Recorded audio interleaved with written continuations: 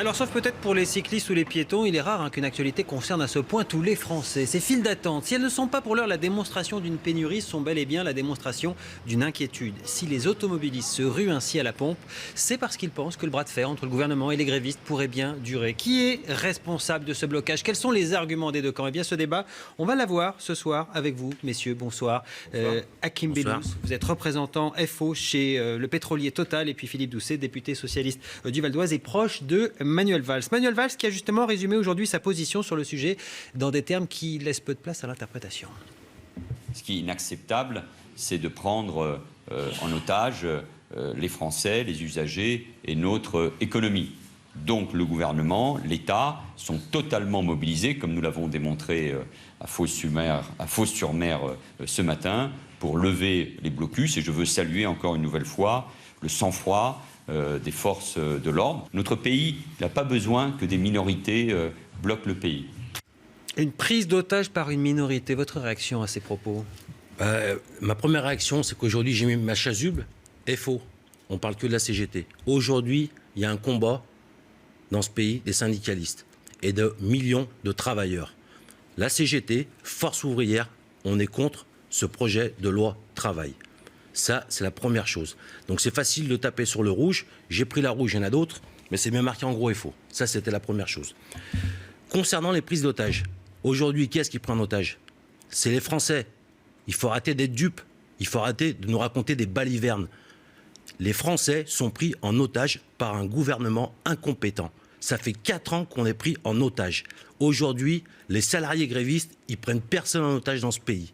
Il y a un gros problème, c'est très clair, mais c'est pas de cette manière-là, il me semble, qu'on aborde un conflit et des problématiques.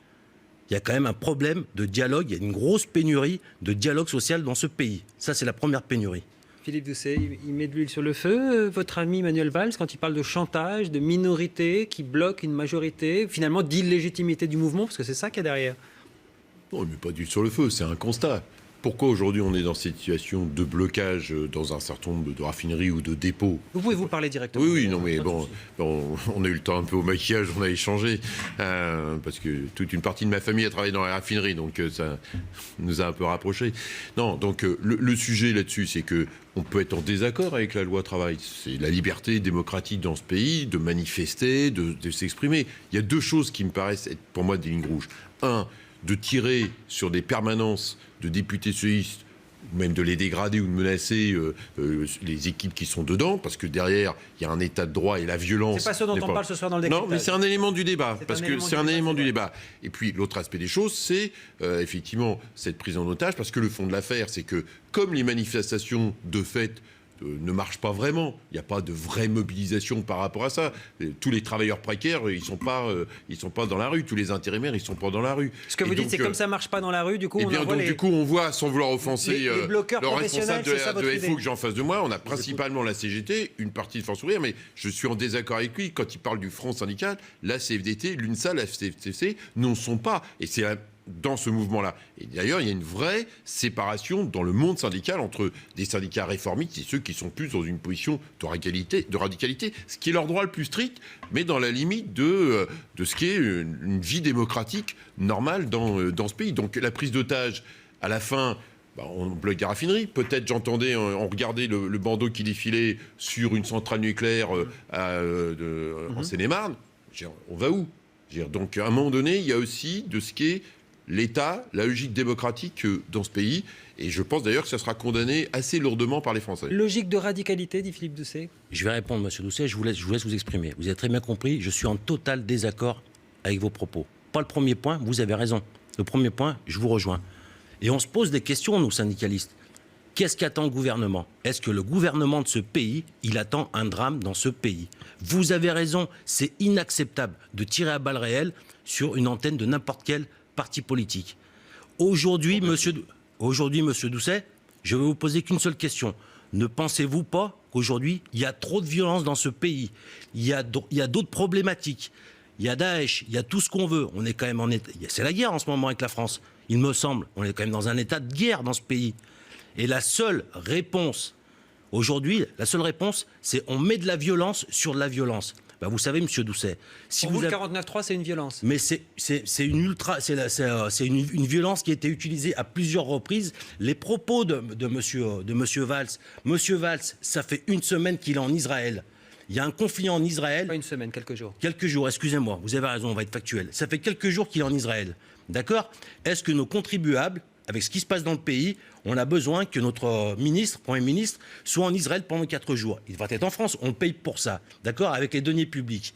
Si effectivement le conflit qu'il y a israélo-palestinien aujourd'hui, c'est vraiment l'actualité sensible, la pénurie, il nous parle de pénurie, il est en Israël. Il faut arrêter 5 minutes. Monsieur Doucet, je vais vous le dire dans le blanc des yeux, ce qu'on pense, nous, syndicalement.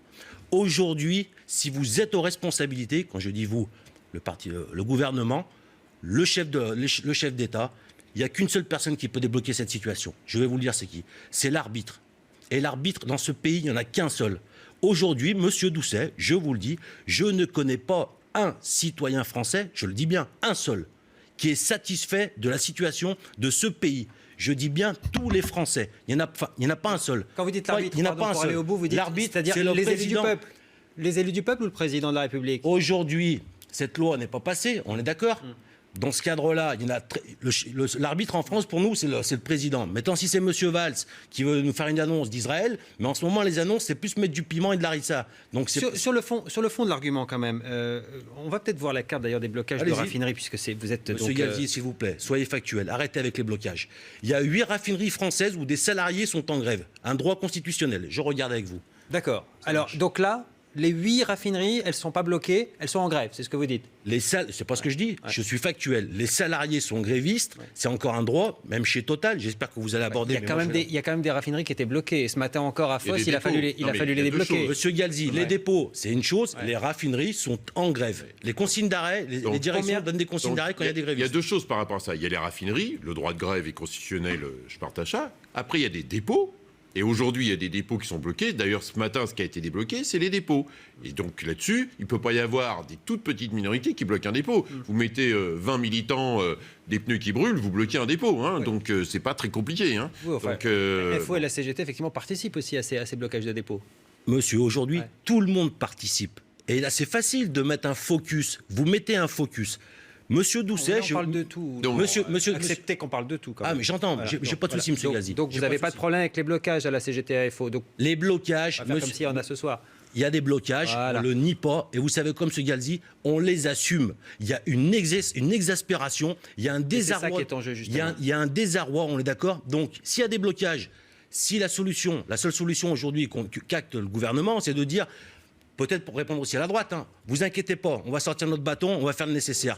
Est-ce que ce gouvernement a été élu, d'accord, pour s'occuper des Français, d'accord, ou est-ce qu'on est sur des postures politiciennes et nous, les Français, on est pris en otage, il faut attendre 2017. Je ne sais pas sur qui est dans des postures politiciennes. Alors, je ne vais pas ne reprocher ça à Force ouvrière ni à ce que vous représentez, mais pardonnez-moi, quand on voit aujourd'hui...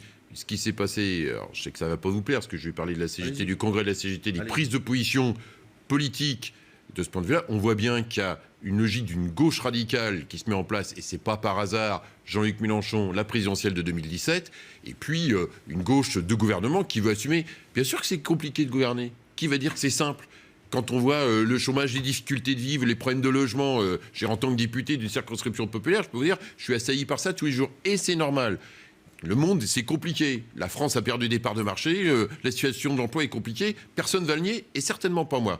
Maintenant, je ne crois pas que ce soit en train de bloquer des dépôts d'essence, empêchant finalement les uns et les autres, au final, d'aller travailler. Je ne crois pas qu'on va avancer. Donc, derrière, je ne doute pas que Force ouvrière, par exemple, veuille se mettre autour de la table. Je ne suis pas sûr que si demain, François Hollande propose à tout le monde de se mettre autour de la table pour avancer, que ça puisse se faire. Pourquoi ? Parce qu'il y a un point qui est au cœur, y compris de la confrontation syndicale.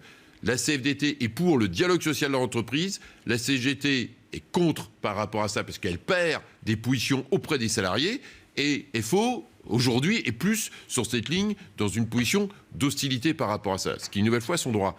Mais du coup, c'est ça le cœur du débat. Le cœur du débat, là où les conneries, ça fait longtemps qu'on ne parle plus ni de la garantie jeune, ni du compte personnel de l'activité. Ce qui est au cœur du débat, c'est l'article 2, de se dire, est-ce qu'il peut y avoir des négociations dans une entreprise ou est-ce que ça doit se faire dans une branche, même si tout ça par ailleurs a été réécrit par le Parlement. Mais finalement, on n'est plus dans le sujet de la loi El Khomri, on est sur autre chose et depuis longtemps. Alors justement, c'est le cœur du sujet officiellement, c'est cette loi El Khomri. Vous êtes d'accord? Vous êtes que là-dessus? Vous êtes sur une déception globale du quinquennat de François Hollande? Monsieur Galzi, vous êtes sur la loi El Khomri? Je vais être très clair. Et j'aime pas l'appeler la loi El Khomri. C'est la loi dite travail. Voilà, c'est ça. L'inversion des normes, je vous le dis, pour nous, c'est inacceptable. Aujourd'hui, très clairement, Force ouvrière se mettra autour de la table quand ce projet de loi sera retiré. Mais alors justement, je termine, s'il vous plaît, Monsieur Galzi, 2 minutes. Il ne peut pas y avoir une organisation syndicale qui fasse la loi. Non, mais vous avez raison, Monsieur Doucet, vous avez raison. Il n'y a pas de pénurie, tout va bien dans le pays. Sur la loi, moi, je vous parle juste de ce texte de loi. Ou alors, votre travail de syndicaliste et vous me faire ma place travail de parlementaire. Non. Sur cet argument-là, est-ce que c'est parce que vous, par exemple, vous représentez FO chez Total. Bon, chez Total, voilà. Vous dites que toutes les raffineries sont des raffineries, puisqu'on parle de ça. Elles sont en grève. Est-ce que vous demandez la non-application des effets de la loi travail dans le domaine de la raffinerie et du pétrole et de la chimie, ou est-ce que vous demandez la non-application de cette loi généralement et globalement? Parce que dans un premier cas, on peut comprendre, dans un deuxième cas, on se dit, mais en quoi les salariés de la chimie viennent prendre position pour 24 millions de salariés en France? Vous avez fait une impasse, Monsieur Galzi. Non, je pose une question. Je vous le dis, monsieur, je vais vous répondre très clairement. Cette loi, elle n'est pas adressée au pétrole, aux chimistes. Cette loi, elle est adressée à tous les salariés de France et de Navarre. Je comprends. Donc, adressée à ceux qui ne sont pas salariés, à ceux qui sont au chômage, ceux qui sont en travail précaire. C'est ça l'objectif de la loi. Monsieur Doucet, je ne vous ai pas coupé. Je vous en prie. Pas de souci, c'est gentil. Monsieur Galzi, aujourd'hui, les salariés Total, je suis désolé, c'est des salariés comme les autres en France. D'accord? Ils sont chez Total, il y en a d'autres qui sont chez Honnête. Pourquoi sont-ils représentatifs des 24 millions de salariés en France? Ils sont représentatifs. C'est ça la question. Ils sont représentatifs de rien du tout. Ils ne portent pas un projet de société. Ils ne sont pas seuls dans la lutte. Personne ne veut l'entendre. C'est clair et net. Mais vous allez voir le 26, vous allez voir cette semaine. J'étais encore ce matin à Donge et je vous garantis qu'il n'y avait pas que des salariés de Total. Loin de là, il y a d'autres entreprises. Aujourd'hui, nous, ce qu'on demande, si les gens sont responsables dans ce pays, d'accord, et je parle, les décideurs, ils n'ont qu'une chose à dire. On arrête les conneries parce que ça va mal finir. Et aujourd'hui, peut-être, je pense, il y en a qui attendent que ça. Ça serait dramatique. C'est inacceptable. Aujourd'hui, monsieur Galzi, je vous le dis, aujourd'hui, il y a des millions de salariés, d'accord, qui sont en lutte. En 2010, Nicolas Sarkozy avait fait cesser ce mouvement. On était à peu près exactement dans le même scénario. Il l'avait fait cesser en utilisant notamment les réquisitions. Est-ce que c'est ce qu'il faut faire cette fois-ci? Oui, mais on n'est pas en 2010 parce que... non, mais on a le même problème. Non, pas tout à fait, parce qu'en 2010, il y avait une unité syndicale que vous n'avez pas là. C'est un élément très important. Il y a une division du front syndical très claire dans un rapport à la démocratie sociale. En 2010, il y avait beaucoup de manifestants. Là, il y en a peu. Et par ailleurs, ni François Hollande ni Manuel Valls, ce sont Nicolas Sarkozy. Aux raffineries bloquées et à la pénurie d'essence. Je pense que ce qu'il faut, c'est faire ce qui s'est passé ce matin. Bloqué par l'effet de la grève. Non, mais il y a deux choses. Bloqué quand même. Arrêtez. Il y a deux choses. Le droit de grève, il est constitutionnel. Le blocage des dépôts, c'est une autre affaire. Donc moi, je suis pour qu'on continue sur la ligne qui a été faite ce matin. C'est pas ma question. Réquisition, ça veut dire réquisitionner le personnel gréviste. Non, mais aujourd'hui, je pense qu'à ce stade, moi, tant qu'on peut tendre la main, essayer d'avoir le dialogue, comme nous l'avons ce soir, même si nous pouvons en tenir en désaccord, ce soir, on est un dialogue avec le responsable de Force ouvrière de Total à Feyzin. J'ai eu sur d'autres endroits... Mais c'est quoi vos propositions? Comment? C'est quoi vos propositions? Non, mais les propositions, il y a deux choses. Pour y avoir dialogue, il faut des propositions. Attendez, derrière, il y aura une deuxième lecture de la loi travail. Quelles sont les propositions, Philippe Donc, derrière, moi, je pense que... Pour débloquer, puisque vous voulez pas réquisitionner, donc vous voulez dialoguer, c'est quoi les termes du dialogue? L'article 2, je pense que pour moi, il y a des éléments sur ce qu'ils appellent l'inversion des normes, mais il faut qu'il puisse y avoir de la démocratie sociale dans l'entreprise, c'est pas possible. Après, il y a déjà eu beaucoup de choses qui ont été amendées dans cette loi. Il y avait un certain nombre d'amendements qui ont été proposés, y compris moi j'en ai proposé. Il y aura à nouveau le débat. D'une certaine façon, ce qui me gêne le plus, c'est dans le cadre de la procédure parlementaire qui prend un peu de temps, c'est que là, on va attaquer le dossier au Sénat, la loi passe au Sénat. Si elle revient vite à l'Assemblée nationale, eh bien, les députés et tout le monde peut avoir envie de mettre autour de la table. Le sujet de fond, M. Galzi, dans cette affaire-là, c'est est-ce qu'on a envie, ensemble, de trouver une porte de sortie, dans le respect mutuel, ou est-ce qu'on est dans une confrontation dans une logique d'une victoire et d'une défaite? C'est ça l'enjeu. Votre réponse, justement, c'est-à-dire que vous arrêtez la grève qui bloque. Alors, on peut même maintenir la grève. Le sujet, vous arrêtez la grève à partir du moment où vous avez quoi sur la table? Quelle proposition? Est-ce que ce que vous venez d'entendre vous suffit? Je vais être très clair, monsieur Galzi. Je suis délégué syndical central, unité économique et sociale, raffinage pétrochimie. Ça fait 8 jours que les salariés sont grévistes. Ça fait 8 jours que les militants sont sur le pont, on est d'accord? Ça fait bien 8 jours. J'ai entendu M. Doucet parler de respect. Il n'y a plus de respect dans ce pays aujourd'hui. Vous savez pourquoi, M. Galzi? Parce qu'il n'y a plus de dialogue. Depuis 8 jours, j'ai eu la moitié des Français, je les ai eus sur mon téléphone. Les seuls que j'ai pas eus, aujourd'hui, j'étais le dernier, entre guillemets, des couillons, d'accord, à être informé des annonces de chez Total. Ça fait 8 jours, j'ai pas un représentant de la direction de Total. Je m'occupe chez FO des raffineries et de la pétrochimie, je le rappelle. Je n'ai pas eu un coup de fil. La CGT, mon homologue CGT, dans le même cas de figure. Est-ce que vous pensez que dans ce pays, si les employeurs, les gros patrons, se croient tout puissants, font des annonces comme ça, je vais vous donner un scoop. Alors, allez-y.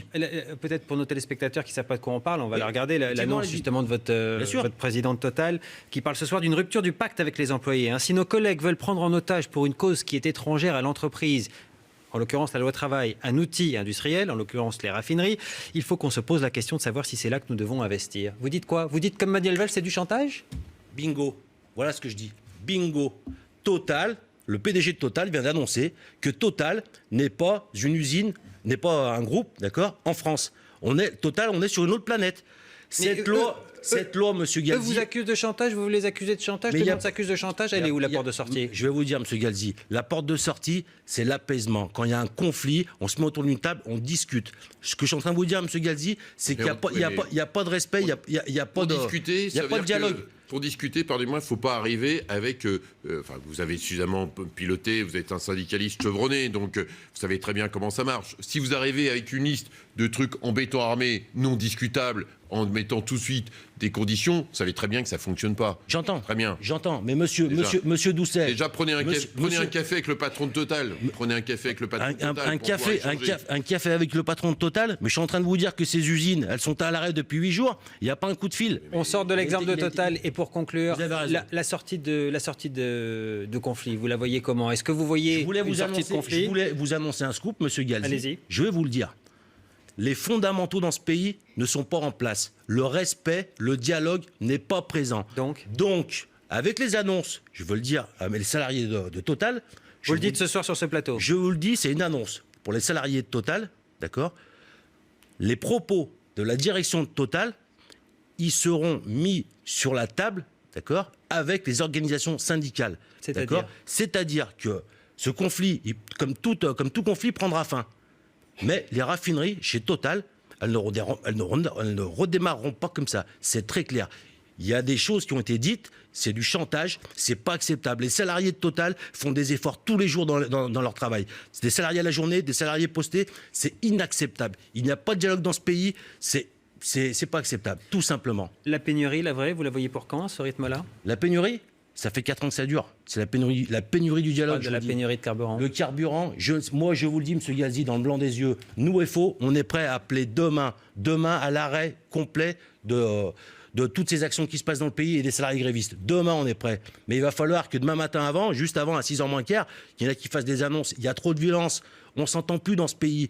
Qu'est-ce qu'on va faire? Comment on va accueillir l'euro comme ça? De toute façon, c'est très clair, M. Galzi. Ça va durer. Ce mouvement, si personne ne veut dire stop, on arrête, il y a trop de violence, ça va mal finir, il va y avoir un drame, je vous le dis, l'entière responsabilité portera sur le gouvernement. Manuel Valls, dont vous êtes proche, il a prévu de s'exprimer un matin à 6h pour justement donner quelques gages et provoquer cette levée de la grève. Une fois, sans vouloir offenser le responsable de Force ouvrière, le sujet, pour moi, on est sur un conflit de longue durée, parce qu'on joue quelque chose entre, d'un côté, des organisations syndicales, la CGT principalement, et la mouvance de la gauche radicale qui est sur une position extrêmement dure, et une gauche réformiste, avec un pôle réformiste, avec la CFDT. Donc on joue quelque chose qui va structurer durablement le champ politique français et le champ syndical français. Donc pour moi, on est parti pour plusieurs semaines de difficultés devant nous, parce que le conflit, il est central. Merci messieurs en tout cas d'avoir participé à ce décryptage ce soir, à ce stade du conflit. On aura probablement et malheureusement, j'allais dire, l'occasion d'en reparler. Les grands titres de l'actualité tout de suite avec Sozik. Et c'est sans aucun doute l'image du jour, ces files d'attente qui s'allongent devant les stations-service partout en France. Les mêmes scènes tandis que le conflit s'enlise. Une station-service sur 4 est désormais en rupture de stock, fermée. Les autres sont prises d'assaut par des automobilistes qui ont peur de manquer. Écoutez ces réactions au micro d'ITélé. Très compliqué, oui. J'ai appelé plusieurs stations pour essayer d'en trouver une. Et c'est ici qu'on m'a dit qu'ils avaient été livrés cet après-midi. Et je suis venue direct. J'ai eu plutôt de la chance, dans le sens où c'est la première station que je fais, mais heureusement c'est un véhicule au gasoil. Mais bon, c'est vrai que là pour le coup, si j'aurais eu un véhicule essence, j'étais un peu embêté, donc j'aurais dû aller peut-être un peu plus loin. Pour l'instant ça va, j'économise l'essence pour éviter de chercher partout. J'ai fait plusieurs pompes et là je viens de voir qu'il n'y avait pas de samplon 95, donc j'attends pour rien, en gros. Les 8 raffineries françaises sont désormais touchées par la grève à des degrés divers. Dans le sud du pays, 3 raffineries, Fos, Lavera et La Mède, tournent désormais au ralenti. 25 navires pétroliers sont toujours bloqués ce soir au large de Marseille. Situation identique en Normandie. Plus aucun pétrolier n'entre dans le port du Havre en grève depuis 24 heures maintenant. Baptiste Maton et Lola Palmier sont sur place pour iTélé. Le port du Havre, la Manche, son terminal pétrolier, point d'arrivée, point de départ devenu ce mardi soir à partir de 19h. Point de blocage, car concrètement, ce terminal, il est complètement à l'arrêt. Une centaine de salariés s'est réunis pour reconduire la grève et une vingtaine d'entre eux vont se relayer toute la nuit pour tenir ce piquet de grève. Ce terminal, il gère 40% du brut qui arrive en France et concrètement, c'est comme si en quelques minutes, on avait décidé de fermer le robinet. Il n'y aura plus de livraison dans les différentes raffineries aux Normandes, que ce soit le cas à Gonfreville-Lorcher ou encore à Notre-Dame-de-Gravenchon, des raffineries qui sont à l'heure actuelle dans un processus de mise à l'arrêt total. Les salariés se disent mobilisés. Cette mobilisation, elle pourrait durer jusqu'à vendredi midi au moins. C'est ce qu'ils nous assuraient lorsqu'on les a rencontrés avec Lola Palmier. Et ils se réuniront de nouveau ce mercredi matin pour savoir quelle suite donner à ce mouvement. La situation s'enlise, vous l'avez compris, c'est désormais le bras de fer entre le gouvernement et la CGT. Le syndicat promet de ne pas reculer, d'aller jusqu'au bout, autrement dit jusqu'au retrait de la loi travail. Le gouvernement, de son côté, dénonce des blocages, selon lui, le fait d'une minorité. Écoutez les propos du ministre des Transports, c'était cet après-midi à l'Assemblée nationale. Le gouvernement s'est engagé à libérer l'ensemble des dépôts. Nous devons avoir la possibilité de desservir les stations. Tous les dépôts qui sont occupés par d'autres personnes, notamment que les grévistes, sont libérés. Ça a été le cas ce matin, ça a été le cas hier, ça sera encore le cas cet après-midi. Donc l'ensemble des camions disponibles fonctionnent. Et je veux simplement vous dire à tous ceux qui nous écoutent qu'on parle de pénurie. Ces 3 derniers jours, nous avons aussi battu tous les records de consommation. Et sachez que le conflit va s'amplifier demain, mercredi, avec une grève à la SNCF, à l'appel de la CGT et dessus. Le trafic sera perturbé. Vous voyez ici les prévisions sur les grandes lignes, mais également en région parisienne et en province. La RATP lance elle aussi une grève illimitée. Ce sera à partir du 2 juin. Et puis, difficulté dans les airs également. 15% des vols seront annulés à Orly ce jeudi. Notez également que les contrôleurs aériens seront en grève du 3 au 5 juin. Plus d'essence et peut-être bientôt plus d'électricité. Déjà des coupures dans certaines régions de France. La contestation gagne les centrales nucléaires. Les salariés de celle de Nogent-sur-Seine, dans l'Aube notamment, ont voté la grève et l'arrêt de la production d'électricité à partir de jeudi. Le réacteur numéro 1 de ce site est déjà à l'arrêt pour un problème technique. Le réacteur numéro 2 devrait suivre donc ce jeudi. 6 mois après les pires attentats que la France ait connus, les rescapés et les familles des victimes ont été reçus par les 6 juges en charge de l'enquête. Une première, plus de 1000 parties civiles qui vont se succéder à l'école militaire de Paris jusqu'à jeudi. Écoutez la réaction de la mère d'une des victimes du Bataclan. Un petit peu déçu, un petit peu... de toute façon, tant qu'il ne parlera pas, on n'aura pas d'autre réponse. On sera obligé d'attendre une date de procès qui va être très longue, quoi. Moi, c'est qu'ils parlent, qu'ils disent pourquoi il a fait ça, et puis après, il peut mourir. Moi, je m'en fiche après de ce qu'il va devenir, mais au moins qu'ils disent pourquoi il a organisé le massacre de tous ces jeunes. Moi, je m'étais dit, je vais aller le voir, et je lui emmènerai la photo de ma fille en lui montrant qui l'a tué. Et je me dis maintenant, s'il n'a pas scellé au bout de 130 noms, mais je demande un parloir quand même. Voilà. Et dans ce contexte de risque terroriste toujours très élevé, la question de la sécurité sur le Tour de France se pose. La grande boucle s'élance, vous le savez, le 2 juillet. Elle va traverser 4 pays. Eh bien, sachez que le GIGN sera mobilisé tout le long du parcours. 23 000 policiers et gendarmes seront également déployés, Olivier. Merci, Soisy. Juste après la pause, le journal de la primaire et notre livraison du baromètre des intentions de vote. La remontée de Nicolas Sarkozy. On en reparle avec Bruno jeudi. À tout de suite.